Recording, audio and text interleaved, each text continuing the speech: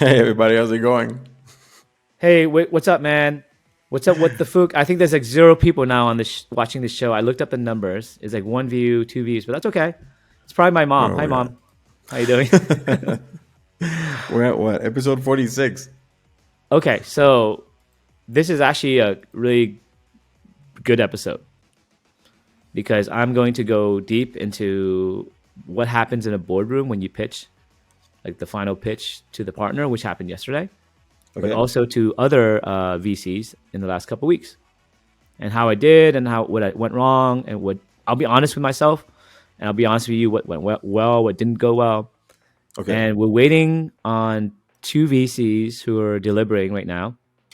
One of them I told you about was a West Coast VC. We met with them yesterday, and apparently, I thought I did well, but I'll talk more about the details. But I think there were some things I could improve, and I think there was some Okay. feedback there. And I will share the feedback. And the status is right now we're waiting basically for the decision. So Okay, these but like guys are just going to to give us recap a millions of little bit. dollars, yes or no, or hundreds of thousands of dollars, Okay. yes or no. And once they give us this money, they become essentially what's called the lead investor. So do you know what the lead investor is, Roberto? I think we talked about that, right? No, but the lead, no. Like what we talked about, like just to recap a little bit, is that you had like a verbal agreement already with this main investor, and you had like a smaller one that was going to help you out get the bigger one. Yeah, great. Yeah, exactly. So let me take a step back. And Okay. for those who've never done any startup investing or startup fundraising, is actually quite interesting, this whole fundraising process. So maybe this episode could be like a deep dive into fundraising and all the nuances of fundraising and what to think about and all that stuff. So the first thing is we have about 1.3, I think, $1 million raised so far. That's pretty Okay. good. Man, let's see Republic. Republic, we're at No, in terms of like the company. yeah, Yeah, yeah. yeah, the company is But just what, like 87,000 right now? 87 right now. Okay, so that doesn't count the Republic. Okay. So let me tell you how that was raised in the first place.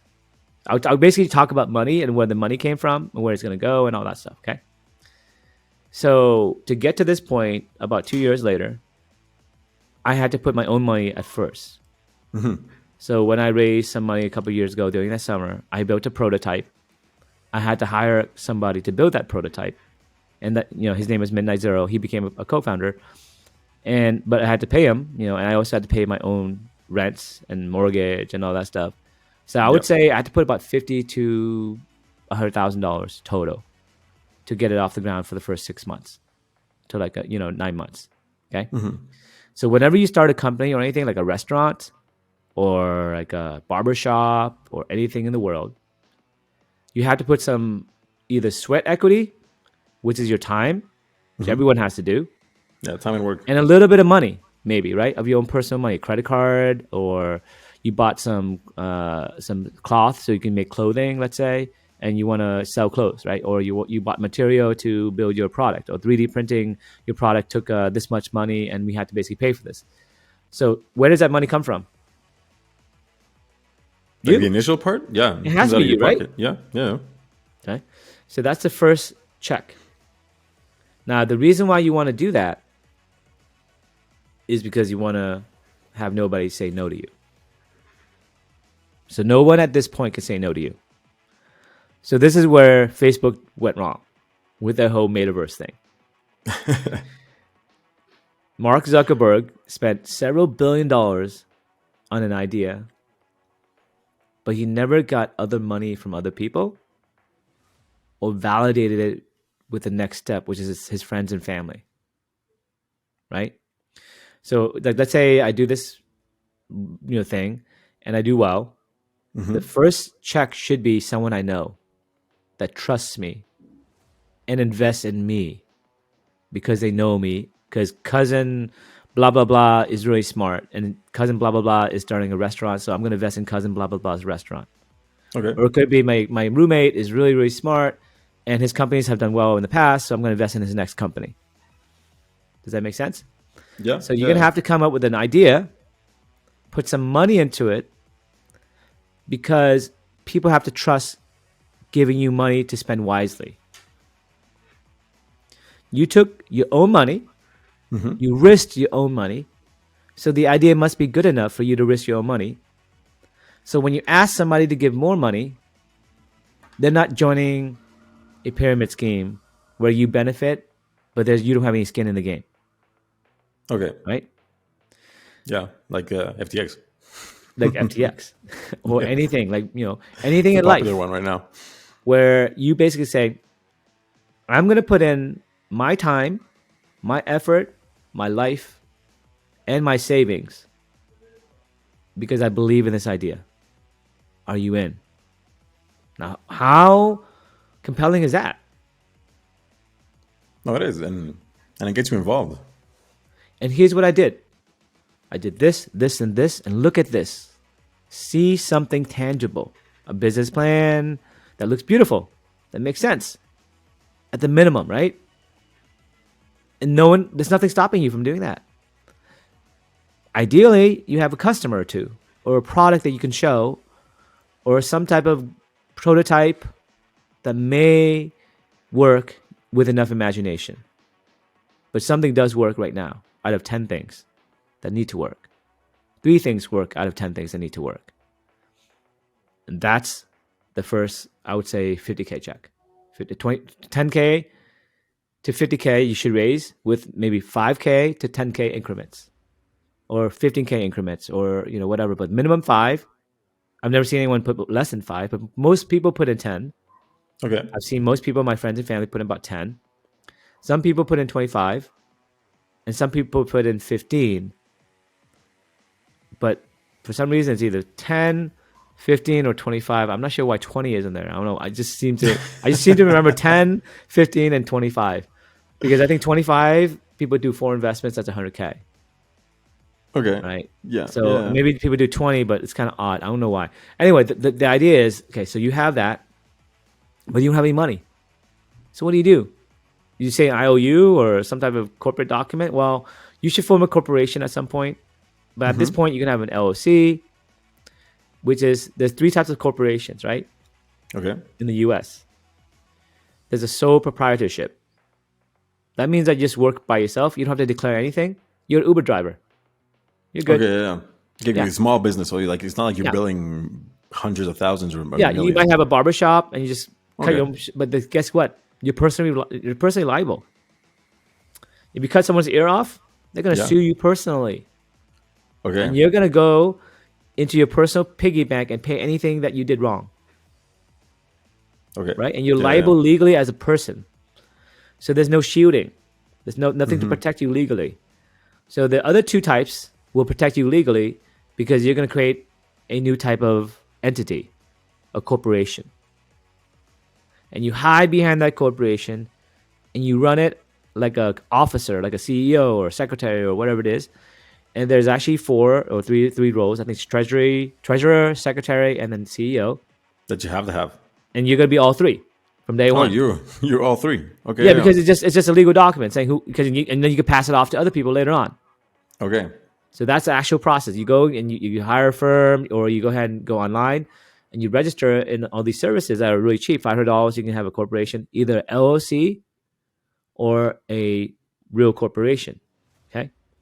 Now, an LLC and a corporation, the difference is that the LLC can only have less than, let's say, I think it was like a limit of 50 or 100 people.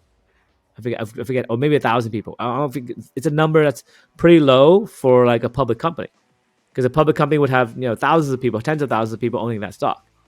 Okay. Does that make sense? Yeah. So the LLC is reserved for like a law firm, a consulting firm, where you have the legal protection of the corporation and everything's the same, except you can't get bigger than a certain size. Does that make sense? Like money wise or like people wise? In terms of people who can own that company. Okay. Right? So you can't be like Coca-Cola, because tens of thousands of people own Coca-Cola. You can't be Coca-Cola, but you can be like a fairly sized consulting firm, a fairly sized contractor. Yeah. Like, let's say someone fixes your house, then LLC. Okay. Yeah. Your plumber is an LLC. Every small business is an LLC. You know why? Because you write a letter and you file it and say, I'm an LLC, and that's it. Okay. It's a simple process. It's really that simple. And then you say, I have these laws, bylaws. Okay. This is how I'm going to float money from the company to the people who own the company. Does that make sense? Yeah. Yeah. Yeah. So you get like kind of like the whole structure of a company, but on like a mini one, like a junior. No, you literally say in your bylaws, this person owns this much of the company, this person owns this much of the company, blah, blah, blah. And then all that stuff, you can just handle very easily. And I would suggest everyone does an LLC at first. Because it takes very low effort, very low money, and you can destroy LLCs very easily. Like, let's say you have to shut it down. You can shut it down, like, write a letter to shut it down. It's just as easy. That's why LLCs exist. Just starting out, do LLC. Sounds like a scam, though. Like, No, if I could just open it. It's like saying like you're an amateur league. You know, you're still a corporation, but you're a baby one. Okay. Yeah. You have all the legal protections. You're just a baby. That's it. But the simplicity of like opening and closing it makes it look feel weird. Well, I mean, businesses go in and out all the time. There's millions of businesses who get filed every year, and they all go out of business. Sure. Many of them. I would say the typical restaurant, I would say like 70% of restaurants fail the first year. 70%? Yeah. If you can pass it, if you can pass the first year as a startup, okay, then you're probably in the 10th percentile. Think about it. Roberto, you're working at a law firm, consulting firm, or you work at Google as a developer. You're making good money. And then for a year, you don't make any money more. You have to go into your savings. You have to have stress. How long can that last? Yeah, no, that's true. Okay, I feel like here the clear example we got was in the pandemic when everything got shut down. So like, how long can you dive into your savings and keep everything afloat? It was about a year and a half for the best. No, but that's not how you start a company. You can't just say, "Hey, I'm not going to have a job. Yeah, I'm not going to have that." You actually have to do work yourself too for free, and be very intense and cutthroat. For example, I'll give you an example. Right, Phuc Labs. Yeah. Not cutthroat, but realistic, right? I wouldn't say cutthroat. I'd say like, hey, look, there's 11 people I hired through that process, for example, right?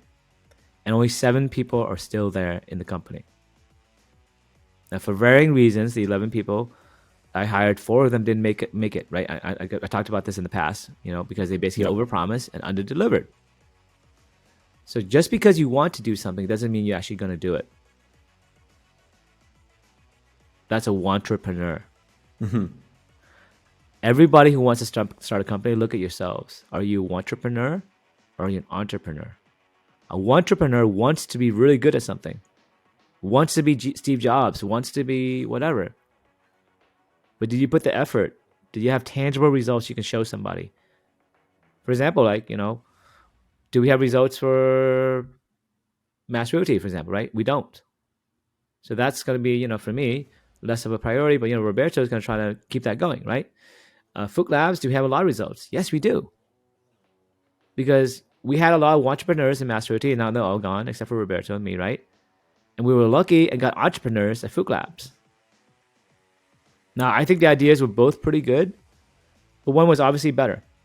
It attracted better people who we also got lucky. It wasn't just better people, because we could have gotten lucky with Mass Realty too. Or Clinical Research IO, right? We were very lucky to hire really good software engineers. In this company, I was very unlucky to hire bad engineers. So the same leader who supposedly got better had a worse team, even though he hired a really good team. But I'm going to try it again. I'll hire a good team. So when you go play sports, right? And you're Michael Jordan and you try to slam dunk and you embarrass yourself because you miss it. Does that mean you're not Michael Jordan? No. I mean, it's just it's a situational thing. Right. But you're doing something. That's an entrepreneur. You failed or you succeeded in that time frame. Because time is not your friend. Okay, so the first step is you got to put your own time and effort and money. Right? Yep. I put a lot of money in all my companies. Right? Roberto, you got to put time, you got to put money. Whoever's out there listening to me, you got to put time, you got to put money. If you don't put money, why should I put money?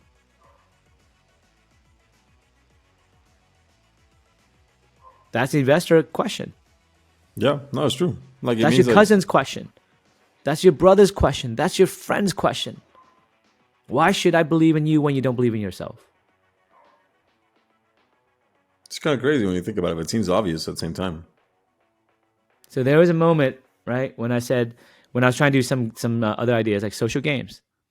I said to the staff, I was like, "Hey, you guys are all nice. Let's launch this weekend. Buy the product, try it out, show your friends, and guess what?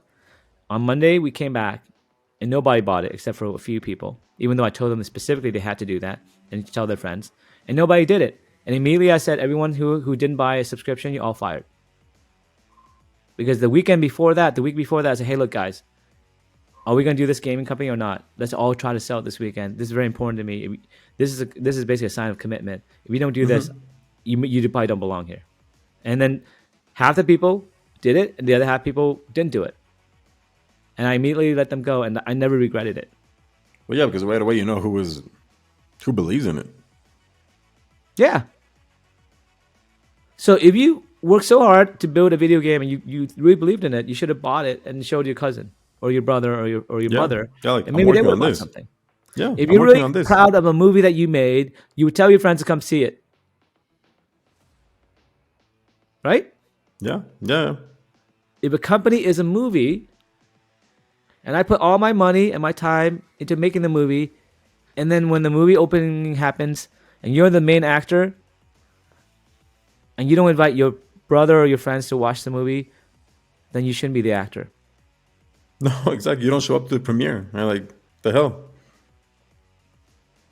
And that's what happens to everybody who's an entrepreneur. You give them a task, show up at the premiere, bring your friends, buy a ticket maybe, help the cause. They don't have the time or the money to help the cause, but they're the ones who made the movie. They were part of the movie. And that's the emotion that people create when they come into a company and they do that. And that's why I get really upset. And that's why I think my weakness is when I encounter people like that, I'm not very nice. It happens to me a lot. Well, Where I spend a lot of time mentoring people, showing you what to do, investing my time, my money. And when I ask for your side of the equation, what happens on the other side? I don't know. Most of the people, they let me down. It's been happening a lot. Yeah, no, and some of the people, they don't let me down. That the 7 people who are still here.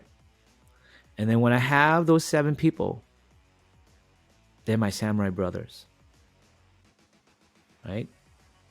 You know, like Vin Diesel in that movie, whatever the racing movie. Yeah, like what? Oh, like you're all family now. Fast, Too Furious, right? Yeah. Or like whatever the Band of Brothers, the war movie, or football team, or something like a movie set, right? We're all trying to win an Oscar together because that person put their time and their money, and their life into it, and you believe them because they shouldn't be here anymore. Everybody left. Why are you still here? Why still listening to the show? Why are you so involved? Because you have to be. It's your life passion. And so it's mine too. It's important. Yeah. It's not just important. It makes you want to live. It makes you want to exist. Yeah. There's a bunch of things that people don't take into consideration here. And one of those is actually know what is important for you. Yeah. And then knowing that, when you look at the person next to you, when you're down and you feel like, hey, I should give up, they're working pretty hard and it keeps you going. Yeah. And then you say, hey, I don't want to work for me. I want to work for them. I want to work for my team. I'm going to build some legacy together. We're going to build a movie we're all proud of. And it's very hard to have that moment in your life. Not many people experience that. It's my job to make the set. And part of that is to fire people, to hire people, to inspire people, to make the set fun, but it's not a great job sometimes because you get emotionally, hurt sometimes because you invest in people, you invest in actors, you invest in people who you believe in that you gave a chance to, and you expect them to work hard because you have a profile of them. Hey, this person should work hard because they remind me of me or whatever, or they seem to be talking very well about how they're going to work hard, and then they don't. And that's what happens to investors too. You have someone come to you, your cousin, saying, hey, I'm going to open a restaurant. I'm going to work really hard. And then you give them $10,000. And what do they do with that restaurant? Nothing. That's the typical experience. Oh, you're saying like 70%? It seemed like a high amount, but I mean, like for sure, that's the amount of people. No, that's the actual amount. Yeah. You look at the numbers. It's actually much no, higher. it must be The main thing. crazy. The main thing is this, man. Running a restaurant's not easy. You got to show up at late at night. Mm-hmm. Customers gonna yell at you. You have bad days. You have good days. There's a lot of stuff that goes on. And all restaurants are meant to fail. They're meant to fail, right? They're meant to go out of business. But the only reason they don't fail is because of the owner, the one who lives there every day for the first 1 to 2 years to get off the ground. If you don't live there, you don't work there so hard, your restaurant goes out of business. But you want to live there and work there because it's not even a job. It's your existence. It's your movie. And you're the star. And you're on stage every day, solving problems, being like Gordon Ramsay. Right? Yes. Because you want to imagine yourself and your potential future. And you say to your cousin, look, I am Gordon Ramsay. Here's all the things I did. And then continue to prove that. And the next step, besides your friends and family, is to get to the next part of the video game, which is you have something to show someone who's more substantial, right? An angel investor. Your friends may know some. You may know some yourself. You may go to pitch competitions. You basically hustle your ass to get in front of people. Go to LinkedIn. Search for people who say they're angel investors. And don't be shy about emailing them. I didn't know how to contact these guys.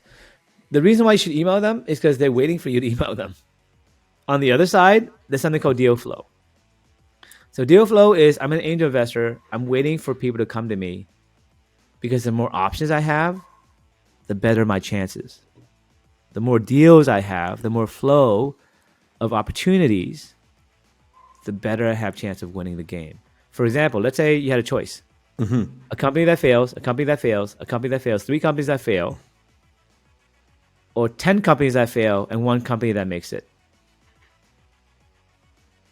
Yeah, you go for that shot. You got more options. Correct. And that's something that maybe people don't know. Like these angel investors are expecting your email. They want it. Like exactly. crave it. They want you, like, give me options. But if people are like, oh no, maybe he's busy, maybe I don't know, and you end up making excuses, and at the end of the day, like, that email doesn't get sent, and you're the one losing. Yep. And in fact, look and do some research first. Send a custom email. Don't send a bullshit. Hey, spam somebody. Just say, look, I looked at your firm. You invested in these competitors or these people that are adjacent to our industry, or maybe you like this industry or this type of business model, and contact someone that you may know through a LinkedIn relationship or a friend at first. So try to get a connection and go directly to the partner if you can. So in a VC firm or like an angel investment, you don't have to worry about that.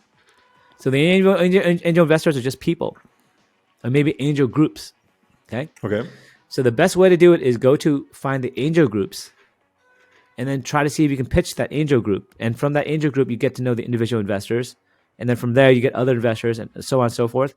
And what you do is you just go on essentially a date with the investor by going to get coffee or a Zoom or whatever. Get to know them, ask for their advice, see if they want to cut a check or anyone else who wants to cut a check. But you need to establish a plan for not just that first interaction, but the next 8 months, 10 months, 1 year, and set expectations of what you're going to do that you're going to deliver on. Make promises that you deliver on. Remember what I said? Promises you can't keep, right? Mm-hmm. Overpromise, underdeliver. What you do in the first meeting, you don't want to sell them necessarily. You want to gauge their interests, and some of them will be very interested, and you close those people. Those people, you just say, look, I need more money to get time. With this time, I would do this. By the end of that, this would be so obvious that somebody bigger than you, a bigger fish than you, a bigger investor than you, this is going to be a slam dunk investment for them. So the way you have to sell everyone is different. The way you sell yourself is, I can imagine myself doing this for 25 years, 30 years. This is my legacy. That's why you can get up in bed, work for free, get out of bed, put your own money, put your own time, starve yourself, all that stuff. Go through the stress, emotional stuff.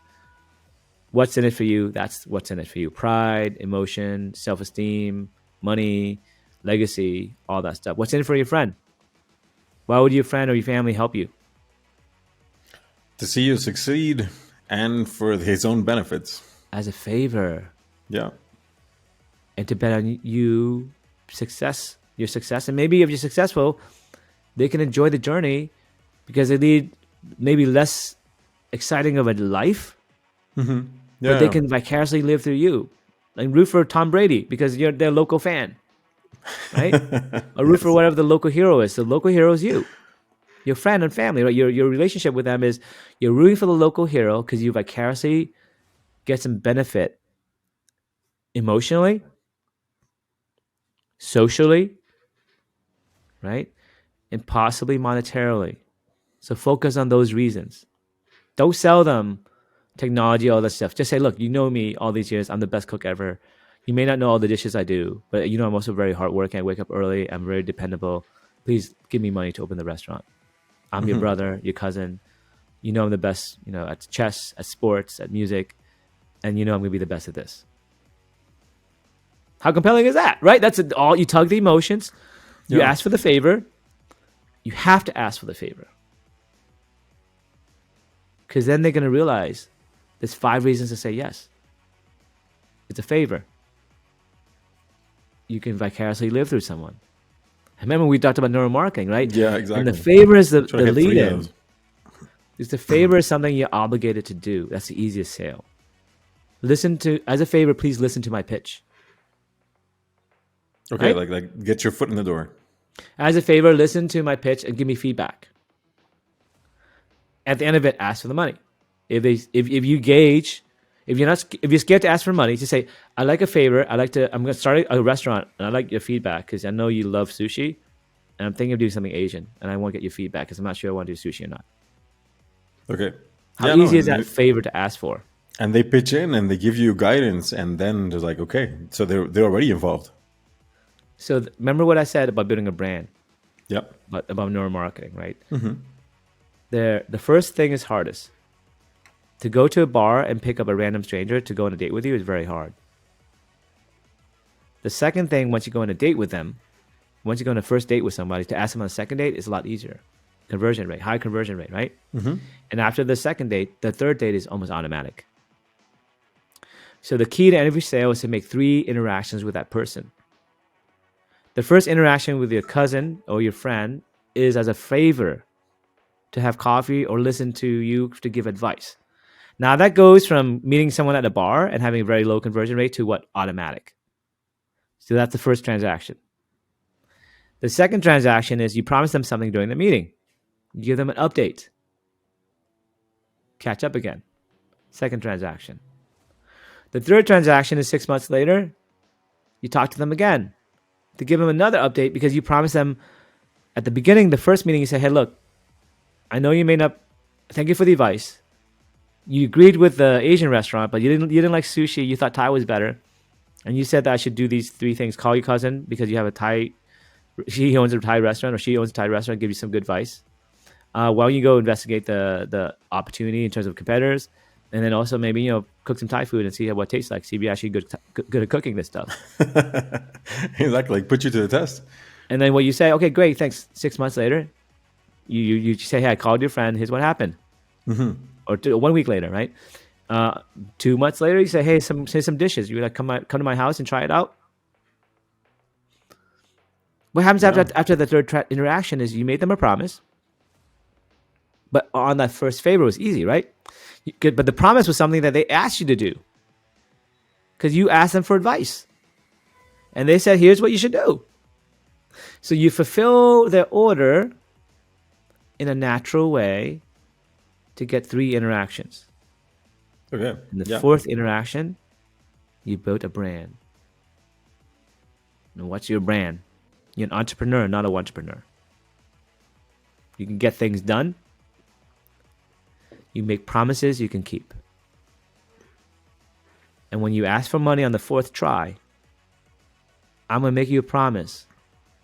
If I get 50K from you, 25K from you, those are the check sizes for Angel. Don't do less than, let's do, 10 is probably the smallest. But try to get 25, 50K, maybe 100K check for a big one, right? Or like anything above 100K becomes like a lead investor almost. But depends on what you're building as well, no? I mean, like, No, it's just a raw amount. Think about it, right? Okay. You can buy a car, you can buy a home, or you can basically be free, and not buy anything because you're just so rich, right? So 50K is like buying a car. Okay. Yeah. 100K and above, you start buying condos and stuff and homes, maybe in a reasonable area. So that's like life savings for a human is probably a home, right? Yeah. A car is not life savings. It's what, like, a couple of years of work. You got to pay off the car loan, right? So when you ask for your friends and family, it's like car or below transaction. Okay. Actually, more like, vacation.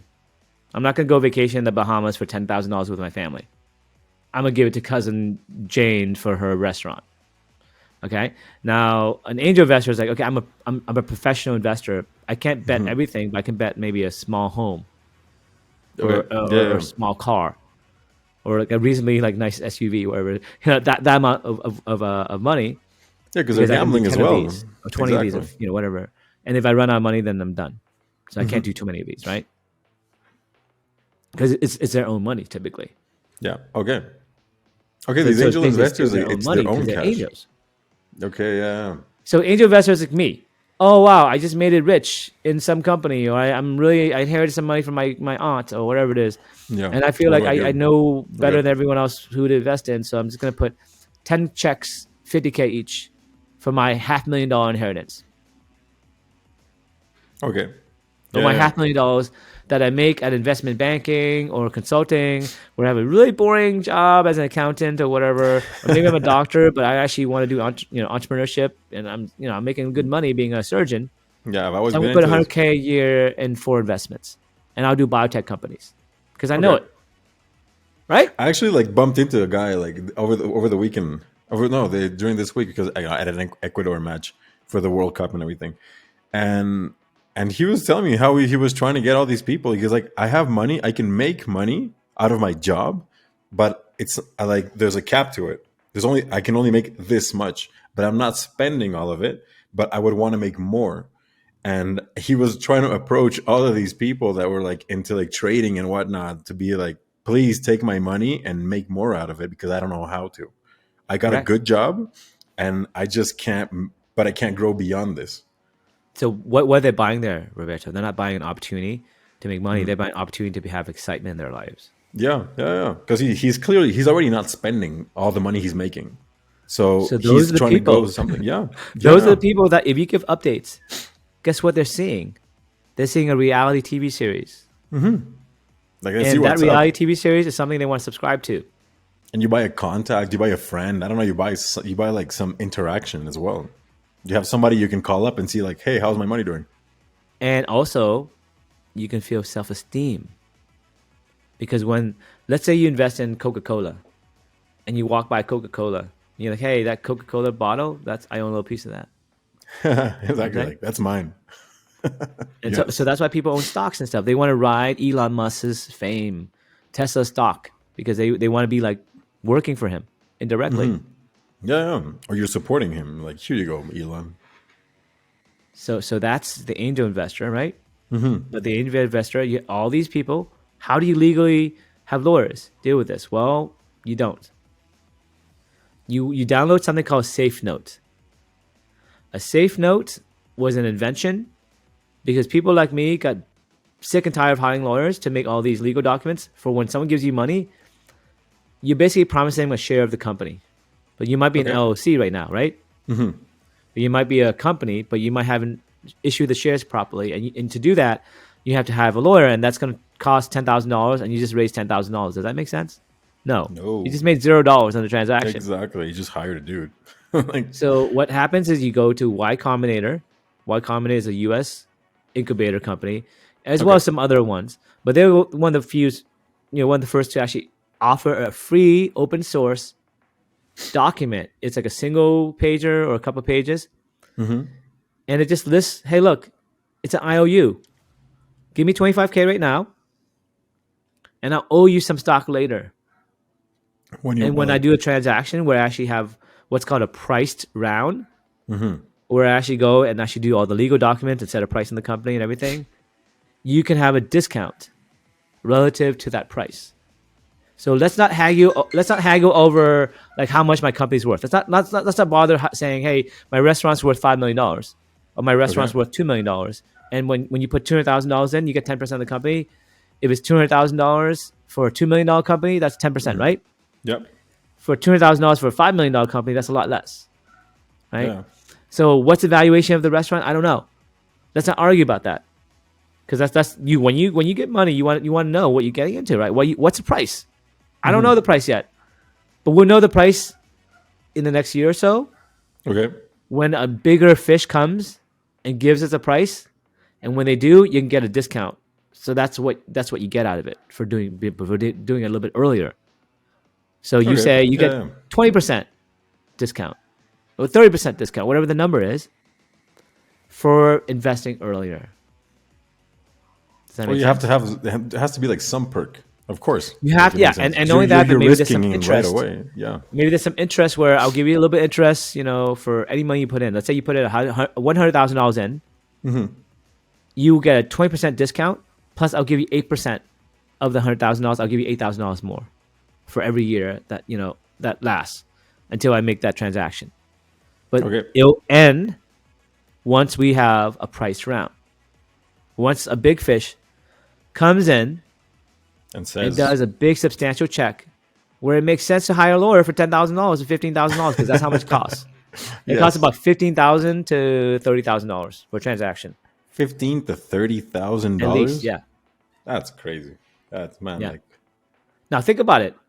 It's not that bad, because you're hopefully going to get a couple $1 million, right? For like a seed round or something like that these days.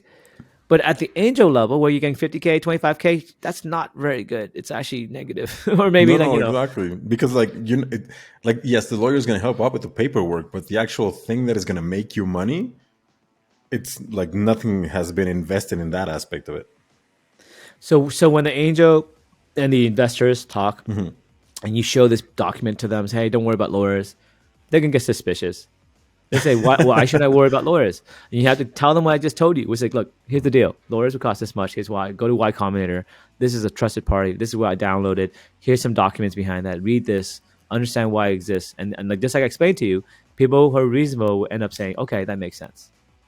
How do you spell it? Like Y Combinator? Just look Yeah, it up. it's called Y Combinator, but just As look in up Y, as Safe in Note. Safe Note, SAFE, right? Safe Note for investments, right? So whenever you deal with investors, do a Safe Note. Okay, until you have a priced round, meaning you have a real investor come in with real money to hire real lawyers to set a real price to give real shares. At that point, you're a real company, like a real company, not like a and startup LLC. Okay. prototyping, whatever. You go to the next stage. Okay, so you can keep going Safe Note as long as you want, and we are everyone. The $1.3 million we've raised so far has been from angels, or fans and friends and family, or angel groups, right? And even some small VCs, and they're all on the Safe Note. Does that make I have a sense? question though. Like, how does it work for taxing and everything? So there's no taxes until you make Oh, money, right? well, even for the investors? Why would they have to pay taxes by giving you money? When they give you money, why would they have to pay taxes? They didn't make any money. It's their job, no? I feel like if you're a group as part of the process of just like existing, if you have like a fund, don't you have to like pay something to as somebody? No, investment group is a bunch of Okay. friends who Okay. go to meetings, and individually, if they want to invest, they can go ahead and invest. Okay. Cool. It's almost like a study group. Everyone studies, but everyone has to take their own exam. So Yeah. everyone Yeah. has to make their own investments, right? Now, let's say sometimes they have rules where like, oh, 5 people invest. We'll officially say that the group invested. Yeah. Yeah. But let's say they reject you. 2 people can still invest in you anyway, Huh. and the group won't give you credit. That's fine. But that's the point. You have to go on stage, and when you go and do these investments, right, and the investment pitches, you start to learn how to talk about your business, to sell it, right? And then slowly over time, you have a messaging. You figure out your restaurant. And it's no longer a Thai restaurant now. You decide to make it into a sushi restaurant again, but you can do sushi plus steak because that's like the new trend where you have sushi and steak together, and like that's like the new suburban trend that people like. You know what I'm saying? Yeah. And then Yeah. you can make it like fusion. I don't know. Exactly. But you Yeah. learn through a lot of trial and error because you actually, had people taste Mhm. food, try to sell it. You had a pop-up restaurant, all that stuff. And the idea is we're $1.3 million into that. That's Well, pretty we already good. know that the restaurant works. We already know that, the food tastes amazing. And we just got to basically build the first part of the franchise, right? And just kind of grow So, it.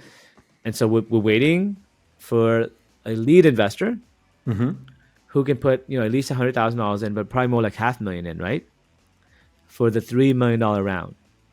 I have a Why that question. number? Well, because it's substantial enough where it's bigger than a house. It's like actually a Yeah. real house. It's Yeah. not just a Yeah. condo, it's like a real house. And in real life, that's actually substantial. Like when I say to you, look, I have somebody who put their house behind this whole investment. Yeah. Yeah. Oh, it's something. But do So they what get the seat at happens the is table? it's like, okay, you have an anchor. That lead investor also does a lot of work to put that much money in. So guess what all the other investors do? They rely on that lead investor to do all the vetting, to do the diligence, to make sure that you have a real business. Why? Because like the Like bigger one has FTX. more resources. Like FTX was validated by Sequoia, by Okay. Tom Brady, by celebrities who didn't know Yeah. Yeah. anything about that. They're And they getting sued supposedly now. validated it with their investment of time and money. Yeah. Yeah. And because of that, other people didn't have to do that homework, supposedly. Okay, so it's a resource thing. Like you assume the bigger one has more It's not even a resources, so resource thing. if they vetted it, Just like think it's of it this fine. way, man. Why do you watch the shows, the travel shows or the restaurant shows for the critics? Okay, just like They this. know better. Yeah, yeah. That's their profession. They literally go eat every restaurant in town and tell you which ones are the best 4 or 5. Okay. So when a lead investor comes in, supposedly they not only give you a lead, but they give 5 other people a year or 2 other people a year. So they're giving away like 2 houses a year, 3 houses a year worth of stuff. So they're pretty serious. Yeah, yeah, yeah. They're not gonna waste their time and money. So then for you as a small investor, you say, okay, fine, I'll put 200K in, 300K in, 100K in. And all of a sudden the round adds up to be $3 million. Okay. Now what's going to happen most likely for the $3 million round, someone's going to put $1 million something. Or maybe $2 million. And the reason they may even take the whole thing, they may want to take the whole thing, but maybe they won't. But the idea is they'll put a number that they feel comfortable with in terms of percentage ownership. Okay.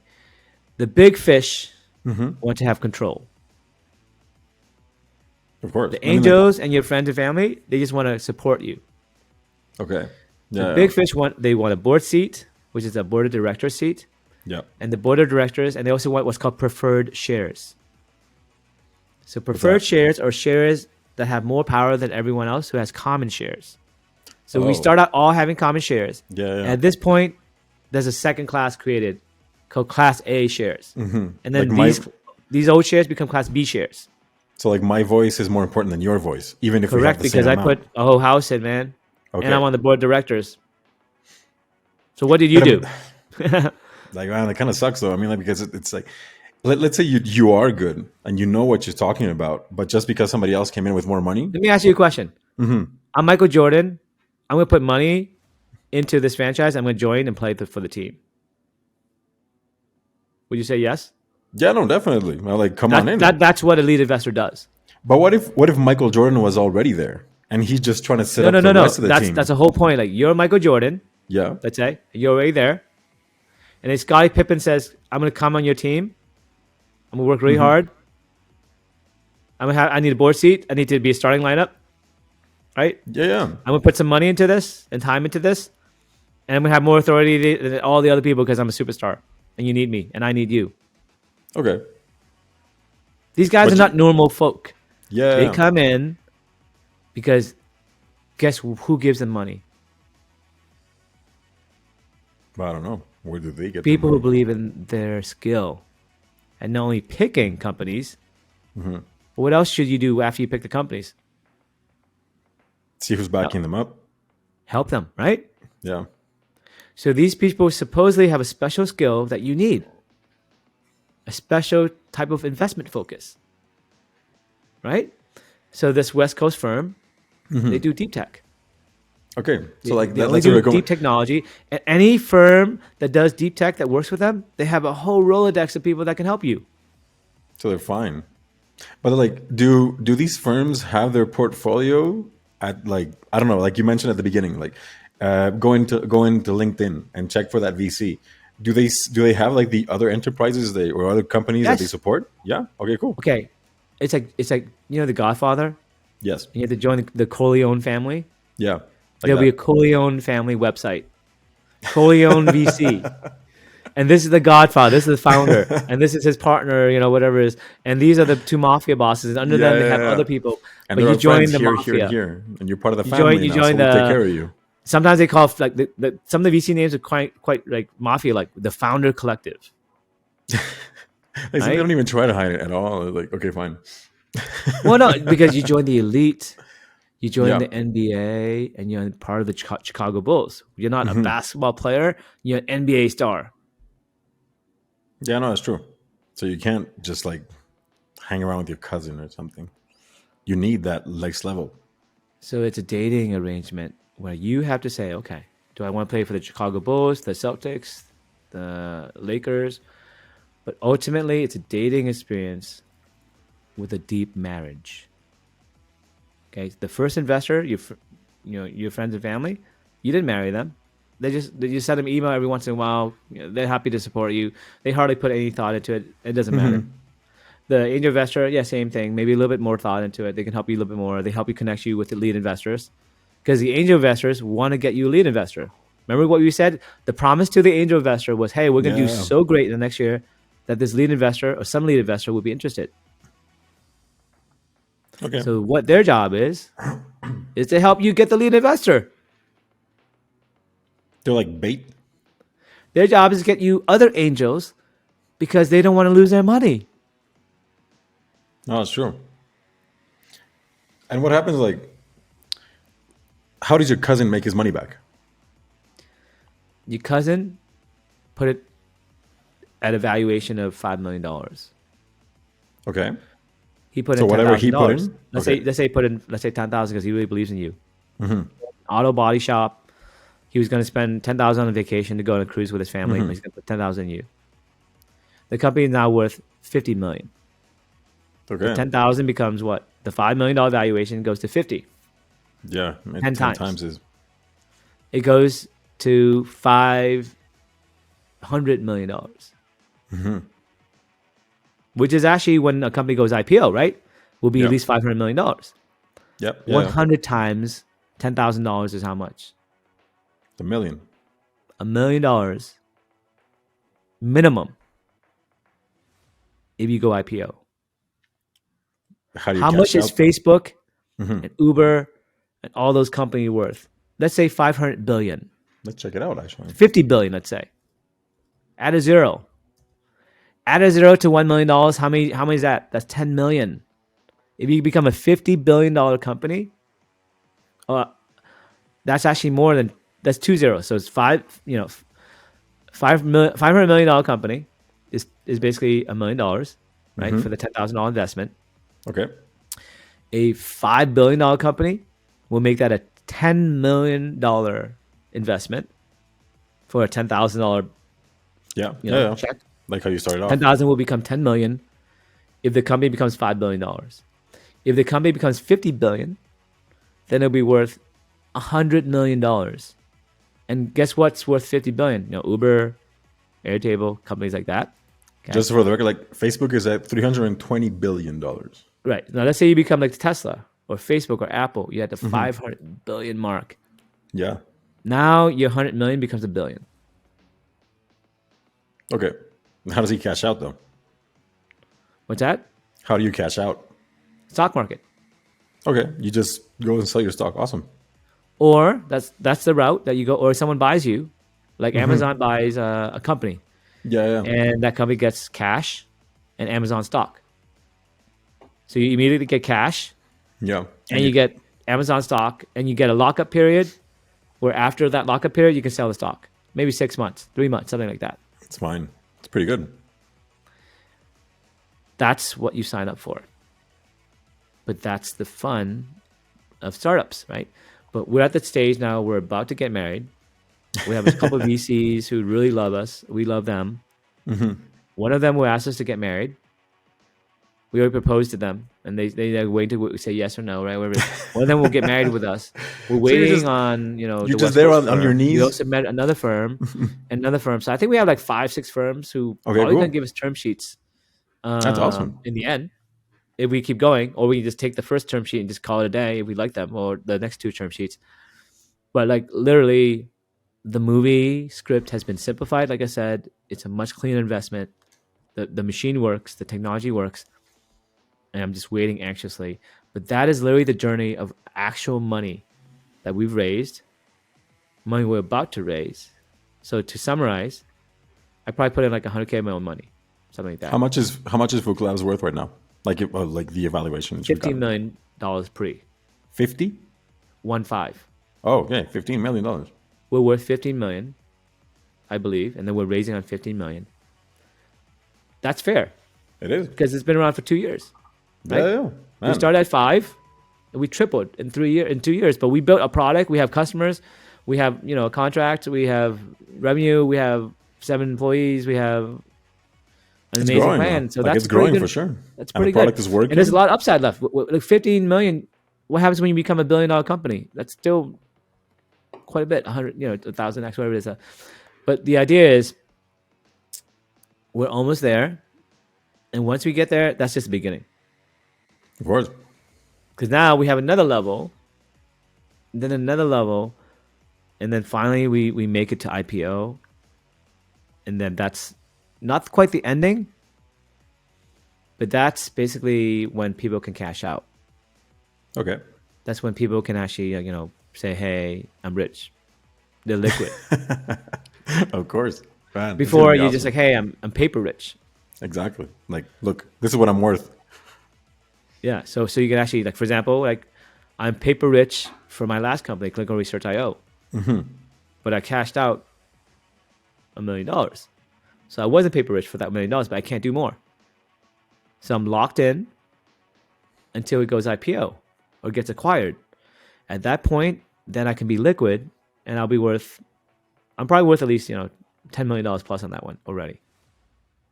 That one, I'll be worth hundreds of millions by the end. For sure. Like, Maybe it's still a couple growing. million. So that one company that I've already done successfully, I have 100% of the stock that I earned, because there's something called vesting. Okay. So vesting is when you go work for a company, you get a certain amount of equity, a certain amount of stock. But if you leave early, the company has the right to buy back for basically nothing. Oh, So the idea is they get the stock back because you're not loyal. You didn't earn your mission. You said for 4 years at least you're gonna stay here and help us. And during those 4 years we can let you go and you don't get all your shares because you were terrible. So that's a good way to fire somebody who's terrible and not have them take the company with them, right?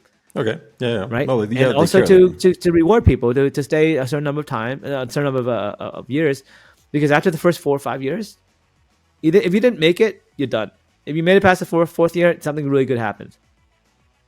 So you deserve everything at that point. It's like you can't lock up someone for life. So what's the reasonable number of years? Like 4 years? Yeah, not bad. Well, it's to Right, give you some that's stability arbitrary. as well. I mean, like, well, it's stability. I'm guessing, like, at some point somebody sits down and is like, listen, this is the minimum amount, and after this, you can do whatever you want. We'll be fine. Well, the reason why is the fund itself, the VC fund, they need like a 8-year to 10-year payback. Okay. So that's like half the time. And 10 years. most people, after 4 years, you can get more options. to actually get more equity to stay there. For example, like Tim Cook, the Apple CEO, right? He gets options and shares for being the CEO, and he gets more upside. So that's why when you become a public company or like a bigger company, I'll give you an example. Like Facebook issues 2% of shares that are new to give to the employees at Facebook every year. It's pretty good. So technically, the stockholders who don't work at Facebook, they get screwed because their new shares are given to people who don't pay for it. Yeah, But those are the people who work there, so that's their incentive to work hard. Tim Cook has to work hard because he can't just make $100,000 a year. He's got to make $10 million a year. But what are you tied to? Well, if Apple does well, he'll make $10 million. If Apple does badly, he'll make $5 million. Okay. Right? So the right incentive if right Apple there. does really well, he'll make $50 million. I don't know. Yeah. He has a contract, and some of that contract is salary, and some of that contract is commission for salespeople, and some of that contract is options or stock for executives. Does that make sense? It does. Yeah. No, it's all good. It gets interesting, and you want to be the cousin, man. You want to get in on early. Okay, so the Republic thing lets you get in, so it's still not too late for that. And we have $87,000, and we're probably gonna close it down once we get the lead and all that. By the end of the year, it'll be done. It says there's 229 investors, and there's 139 days left. Yeah, but we're gonna shut it down early. So the idea is, Okay. I like Republic. I want to have regular folk invest too, but 4 people listen to the show, so I highly doubt that people are going to invest right now. But down the road, when they look in the past and look at this episode and how we grew and how we went from nothing to something pretty substantial, they're going to see that it was hard work. It was a lot of luck. Part of the process, a lot of people it's believing long. in us. The first check from ourselves. You have to believe in yourself, believe in your work. You got to believe enough that your family and friends give you money. Then you got to prove out that you can fulfill your promises, and then get angel investors to give you money. Then those people rally and you rally, and hopefully you get to the next level and you get someone really big to give you a seed round, and that's where we're at. And at that point, you get millions of dollars to last another year and a half, 2 years to start making money. It's funny how everything is money. like you're buying time. And the next stage is about making money. If you don't make money, you don't have customers, you don't grow, and you have to have not just make money, but have growth. Yeah.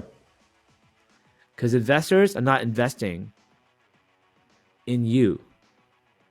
They're investing in the future growth that you're going to capture. They have a thesis. They say, I love your Thai food. I love your sushi food. I love your Asian food. I feel like Asian food in the suburbs of Boston would do very well. But you're the best company that I found, so I'm going to invest in your restaurant. But they have a thesis. They believe that something will happen. For example, they love horror movies. And they think that horror movies are going to take off, and they're going to invest in the best horror movies. Like whatever, the Blair Witch Project or whatever, right? So the idea is you have to find the studio, you have to find the person who's trying to invest in a future that you can be part of that has massive growth. Okay? If you don't have that, you're not VC fundable. Don't even bother talking to the VCs. Okay. Stay at the angel level. The angel level is where restaurants belong. It's where auto shops belong. It's where 99.9% of businesses belong. Also kind Many of people try to pitch to VCs. You're just going to waste your time. It's not worth it. Mm-hmm. Well, if you're more of a mom and pop shop, I mean, like, that's it. There's no growth in auto body. There's no growth in restaurants. There'll be the same number of restaurants next year as this year. They may be changing types of restaurants. There should be something that is fundamentally different that you're trying to create. For example, if you're doing a restaurant, it's the same thing. You just have rotating chairs of restaurants.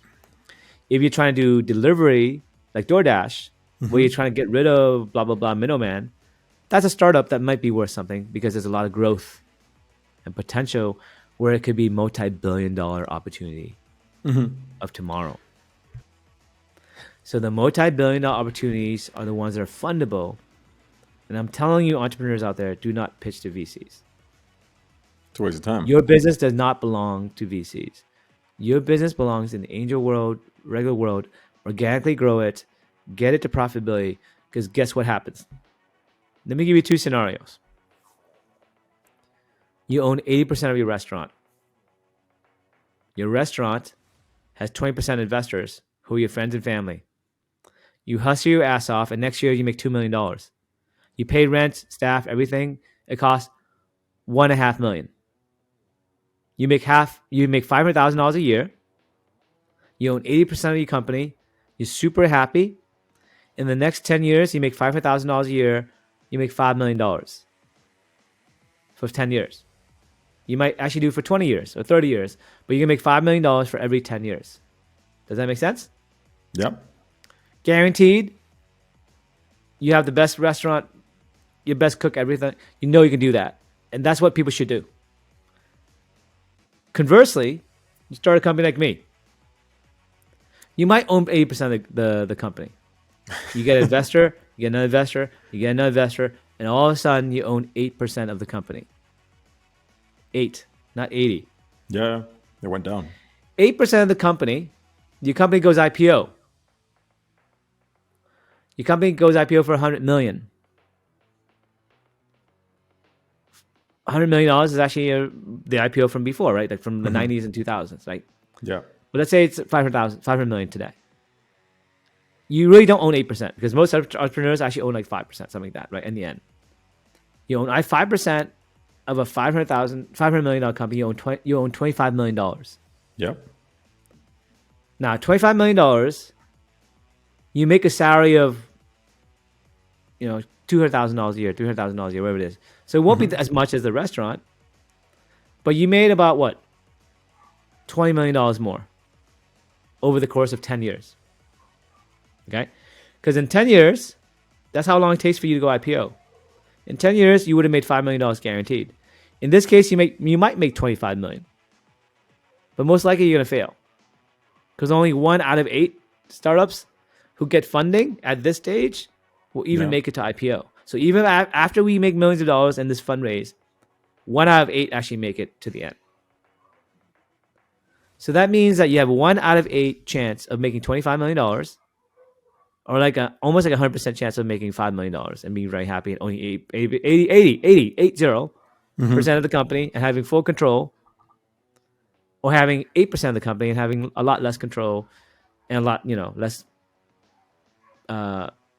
less things that you could basically, your fate's beyond your control, because it's not a small business. It's actually a massive opportunity that many people are fighting for. It's very hard. Yeah, no, definitely. You shouldn't do the second one. You should do the first one. It's a ton of work.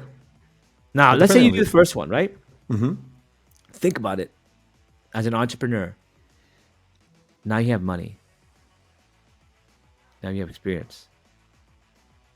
Now if you want to do the DoorDash, go ahead, man. You know about restaurants. You can actually be your first customer. You can go and build organically these days. And if you don't have that big idea, which most people don't, that should be your default.